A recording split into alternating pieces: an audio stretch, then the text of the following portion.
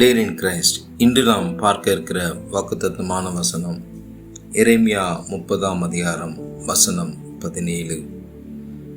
அவர்கள் உன்னை விசாரிப்பற்ற சியோன் என்று சொல்லி உனக்கு தள்ளுண்டவள் என்று பெயரிட்டபடியால் நான் உனக்கு ஆரோக்கியம் வரம் பண்ணி உன் காயங்களை ஆற்றுவேன் என்று கர்த்தர் சொல்கிறார். ஒருவேளை கவலையோடு யாருமே என்னை விசாரிக்க, எனக்கு துணை செய்ய, உதவி செய்ய ஒருவருமே இல்லை என்கிற எண்ணத்தோடு, வியாகுலத்தோடு, வேதனையோடு இந்த வார்த்தையை கேட்பீர்களானால், உங்களை விசாரிப்பதற்காகவும் உங்களுக்கு ஆரோக்கியம் வரப்பண்ணவும் உங்கள் காயங்களை ஆற்றவும் ஆண்டவராகிய இயேசு கிறிஸ்து உங்களோடு கூட எப்பொழுதும் அவர் இருக்கிறார் என்கிற அந்த உண்மையை நீங்கள் உணர்ந்தவர்களாய் வாழும்போது எல்லா பலவீனங்களும், சோர்வுகளும், தனிமையும் உங்களை விட்டு விலகி போகும் என்ற நிச்சயத்தை நான் உங்களுக்கு அளிக்கிறேன். யாத்திராகமம் 15 அதிகாரம் 26 வசனம். நீ உன் தேவனாகிய கர்த்தரின் சத்தத்தை கவனமாய் கேட்டு அவர் பார்வைக்கு செம்மையானவைகளை செய்து அவர் கட்டளைகளுக்கு செவி கொடுத்து அவருடைய நியமங்கள் யாவையும் கை கொண்டால் நான் எகிப்திற்கு வரப்பண்ணின வியாதிகளில் ஒன்றையும் உனக்கு வரப்பண்ணேன். நானே உன் பரிகாரியாகிய கர்த்தர் என்று கர்த்தர் வாக்குரைக்கிறார். ஆம் தேவ பிள்ளைகளே, என் ஆண்டவராகிய இயேசு கிறிஸ்து உங்களுக்கு பரிகாரியாக இருந்து அவர் எல்லா விதத்திலும் உங்கள் காயங்களை ஆற்றவும், உங்களோடு இருந்து எந்த பலவீனமும் உங்களை மேற்கொள்ளாதபடிக்கு உதவி செய்ய ஒரு தேவன் இருக்கிறார். நீங்கள் அவர் வார்த்தையை கவனமாய் கேட்டு அவர் வார்த்தையின்படி நடக்க நீங்கள் ஆயத்தமாய் இருந்தால் எந்த வியாதியும், எந்த சுகவீனமும், பலவீனமும் உங்களை மேற்கொள்ளாது என்பதை நீங்கள் அறிந்திருக்க வேண்டும். சங்கீதம் 12:5 இவ்வாறாய் சொல்கிறது.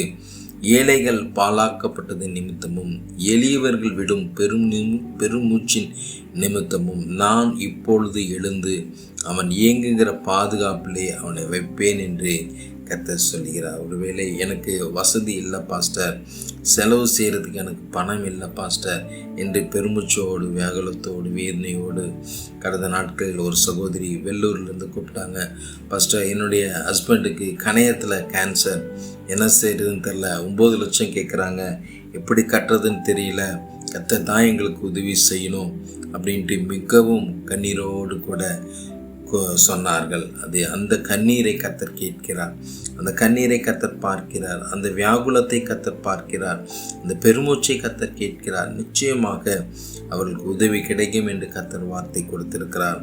கர்த்தர் ஒரு முறை சொன்னால் கண்டிப்பாக உங்கள் பெருமூச்சின் சத்தத்தை கேட்டு அவர் உங்களுக்கு உதவி செய்கிறவராயிருக்கிறார். சங்கீதம் 23:3 பார்க்கிறோம். அவர் என் ஆத்மாவை தேற்றி தம்முடைய நாமத்தின் நிமித்தம் என்னை நீதியின் பாதைகளில் நடத்துகிறார். சோர்ந்து போய் வியாகுலத்தோடு, வேதனையோடு, போராட்டத்தின் நிமித்தமாய், தனிமை நிமித்தமாய், வியாதி நிமித்தமாய், காயத்தின் நிமித்தமாய் கண்ணீரோடு இருக்கிற உங்கள் ஆத்மாவை தேற்றுவதற்கு என் ஆண்டவர் உங்களோடு இருக்கிறார். ஆமென். அவர் உன் அக்கிரமங்களை எல்லாம் மன்னித்து உன் நோய்களை எல்லாம் குணமாக்குவார் என்று வேதம் சொல்கிறது. கண்டிப்பாக உங்களுக்கு வந்திருக்கிற நோயை கர்த்தர் பரிபூர்ண சுகப்படுத்துவேன் என்று வாக்கு பண்ணுகிறார். அவர் தமது வசனத்தை அனுப்பி கர்த்தரா, இந்த வசனத்தை மையமாய் வைத்துதான் நாங்கள் ஊழியம் செய்கிறோம். கர்த்தருடைய வசனத்தை கர்த்தர் அனுப்பி அவர்களை குணமாக்கி அவர்களை அழிவுக்கு தப்புவிக்கிறார் என்ற வார்த்தையின்படி நிச்சயமாய் அவருடைய வார்த்தையாகிய, வசனமாகிய இந்த வார்த்தை உங்கள் வாழ்க்கையில் கிரியை செய்யும். எல்லா அழிவுக்கும் விலக்கி கர்த்தர் உங்களை பாதுகாத்து கொள்வார். ஏசாயா 11:12 சொல்கிறது. ஜாதிகளுக்கு ஒரு கொடியை ஏற்றி இஸ்ரவேலில் துரத்துண்டவர்களை சேர்த்து யூதாவில் சிதறடிக்கப்பட்டவர்களை பூமியின் 4 திசைகளிலிருந்து கூட்டுவார். உங்களை கர்த்தர் அவர் அரவணைக்கிற தெய்வமாயிருக்கிறார். வருத்தப்பட்டு பாரம் சுமப்பவர்களே, நீங்கள் எல்லாரும் என்னிடத்தில் வாருங்கள், நான் உங்களுக்கு இளைப்பாறுதல் தருவேன், நான் உங்களுக்கு ஒரு நல்ல வாசஸ்தலத்தை தருவேன், நான் உங்களுக்கு ஒரு சமாதானத்தை தருவேன், நான் உங்களை பலப்படுத்துவேன், உங்கள் காயங்களை ஆற்றுவேன், உங்களுடைய எல்லா வியாதியும் நீங்கும்படி உங்களுக்கு நான் உதவி செய்வேன் என்று கர்த்தர் வாக்கு பண்ணுகிறார்.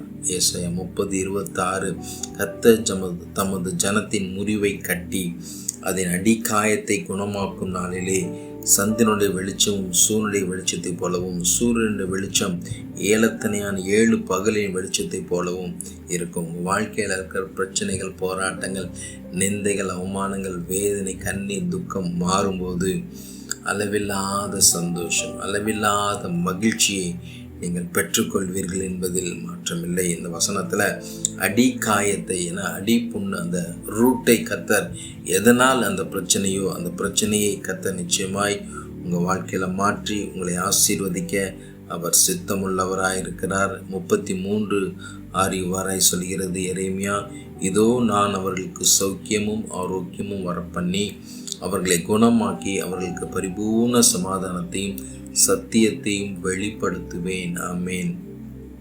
நிச்சயமான ஒரு ஆரோக்கியமான ஒரு சூழ்நிலையை கர்த்தர் உருவாக்க, நல்ல சௌக்கியமாக இருக்கக்கூடிய அளவுக்கு உங்களுக்குள் இருக்கிற போராட்டங்களை கர்த்தர் முற்றிலுமாய் உங்களை விட்டு விலக்கி சமாதானமாக இருக்க கர்த்தர் உங்களுக்கு உதவி செய்வார். 33 சொல்கிறது, 24 வசனம் சொல்கிறது, கர்த்தர் தெரிந்து கொண்ட 2 வம்சங்களையும் வெறுத்து போட்டார் என்று இந்த ஜனம் சொல்லி தங்களுக்கு முன்பாக என் ஜனம் இனி ஒரு ஜாதி அல்லவென்று அதை தூஷிக்கிறவர்கள் எல்லாம் என்பதை நீ காண்கிறதில்லையோ என்று கர்த்தருடைய வார்த்தை சொல்கிறது. ஆம் தேவ பிள்ளைகளை, ஒருவேளை தூஷித்து கர்த்தரை கைவிட்டு விட்டாரோ என்று அங்கலாய்ப்போடு நீங்கள் இருக்கலாம். கர்த்தர் சொல்கிறார், நான் உன்னை கைவிடவில்லை, நான் உன்னோடு கூட இருக்கிறேன் என்று கர்த்தர் சொல்கிறார். வழிப்போக்கர் யாவரும் உன் பேரில் கை கொட்டுகிறார்கள். எருசலேம் குமாரத்தின் பேரில் ஈசாட் போட்டு தங்கள் தலைகளை துலுக்கி பூரண வடிமும் சர்வபூமியின் மகிழ்ச்சியுமான நகரம் இதுதானா என்கிறார்கள். ஒருவேளை கேலி கிண்டலுக்குள் ஆளாயிருக்கிற உங்கள் வாழ்க்கையை கர்த்தர் மீண்டும் கட்டுவார், மீண்டும் எழுப்புவார். சொந்து போக வேண்டாம், நம்பிக்கையாக இருங்க. கண்டிப்பாக கர்த்தர் உங்களுக்கு சொன்னதை நிறைவேற்றும் அளவுக்கும் உங்களை கைவிடுவதில்லை. கர்த்தர் தாமே உங்களை ஆசீர்வதித்து நிறைவாய் வழி நடத்துவார். எந்த சூழ்நிலையிலும் பயப்படாதீங்க. உங்களுக்கு விரோதமாக இருக்கிற எல்லா காரியங்களையும் கர்த்தர் மாற்றி சமாதானத்தை வர பண்ணுவார். அது மட்டுமல்லாது நீங்கள் இன்னும் அதிகமாய் வளரவும், இன்னும் ஆரோக்கியமாய் இருக்கவும், இன்னும் நீங்கள் செழிப்பாய் மாறவும் கர்த்தர் உங்களுக்கு உதவி செய்வார். ஒருபோதும் கவலைப்பட்டு சோர்ந்து போய் விடாய்த்து வியாகுலத்தோடு வேதனையோடு கண்ணீரோடு இனி வாழ்க்கை அவ்வளவுதான் என்ற முடிவுக்கு வராதபடிக்கு என் தேவன் என்னோடு கூட இருக்கிறார், எல்லாவற்றையும் எனக்காக செய்வார் என்கிற நிச்சயத்தோடு இருங்க. கண்டிப்பாக கர்த்தர் உங்களை ஆசீர்வதித்து நிறைவாய் வழி நடத்துவார். எந்த இடத்திலும் சோர்ந்து போக வேண்டாம். ஒருவேளை என்னோடு பேச வேண்டும் என்கிற வாஞ்சி தாகம் உங்களுக்குள் இருக்குமானால் என்னை நீங்கள் தொடர்பு கொள்ளலாம், என்னோடு நீங்கள் பேசலாம். என்னுடைய மொபைல் நம்பர் 8072959858.